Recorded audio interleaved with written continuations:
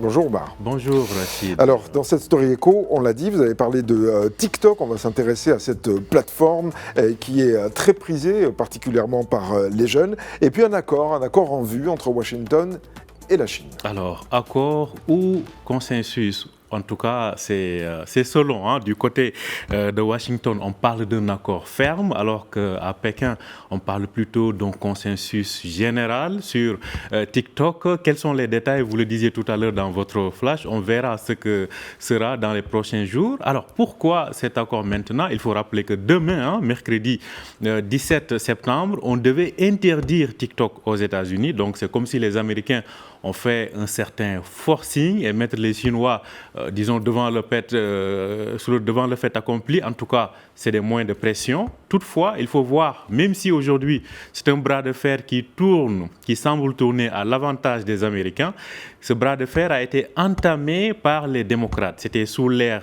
Biden qu'on avait même décidé carrément d'interdire TikTok. Après, Trump a préféré repousser cette date jusqu'à parvenir donc à cet accord-là. Les Américains semblent avoir dominé, mais peut-être la partie n'est pas totalement terminée, puisqu'il faudrait voir maintenant comment liquider ou bien comment redistribuer TikTok au niveau des États-Unis. En tout cas, il semblerait que TikTok va passer sous pavillon américain, mais alors qui seraient les acheteurs américains? Qui seraient intéressés par l'achat de TikTok? Alors, c'est ça aujourd'hui la grande question. Tout d'abord, avant de répondre à cette question, je tiens à souligner que TikTok aux États-Unis, c'est 170 millions d'utilisateurs. Donc, c'est, disons, très célèbre, c'est très populaire auprès des jeunes notamment. C'est la moitié de la population américaine qui est donc abonnée à TikTok. Quand on dit TikTok, c'est une valeur qui va de 30 à 50 milliards de dollars. Donc, c'est conséquent. Qui va l'acheter? En un moment, il était question d'un certain Elon Musk. Je ne sais pas si vous vous rappelez de lui.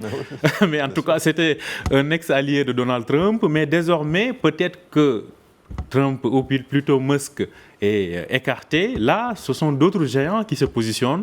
On pense à Oracle, on pense aussi à Amazon, on pense aussi à tout un ensemble de grands acteurs américains actifs donc, dans les techs qui se positionnent pour reprendre TikTok. À combien? On le verra. Et je tiens aussi à rappeler, Rachid, et c'est très important, quand on dit que les Américains reprennent TikTok, c'est pas tout TikTok, mais c'est seulement TikTok aux États-Unis. Vous l'avez dit dans votre synthèse tout à l'heure, il s'agit pour les Américains d'une question, entre guillemets, de sécurité nationale.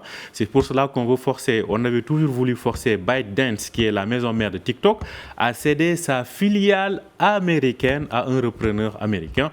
Peut-être que les Chinois ont décidé de lever pied pour peut-être reprendre la main sur d'autres fronts. On va voir ça. C'est possible. Alors, il faut dire aussi, Omar, que TikTok n'est qu'une bataille dans la guerre économique que se mènent Washington et Pékin. Justement, c'est ce qu'on était en train de dire, parce qu'aujourd'hui, quand on parle de TikTok aux États-Unis, quand on parle de cette bataille que se mènent Américains et Chinois, c'est une guerre en effet multidimensionnelle qui va de TikTok, donc des réseaux sociaux, au 5G, en passant par l'intelligence artificielle. Pourquoi? Parce que de façon générale, le monde occidental semble surpris par cette concurrence subite et silencieuse des grandes entreprises chinoises dans la tech, ce qui menace un peu leur hégémonie.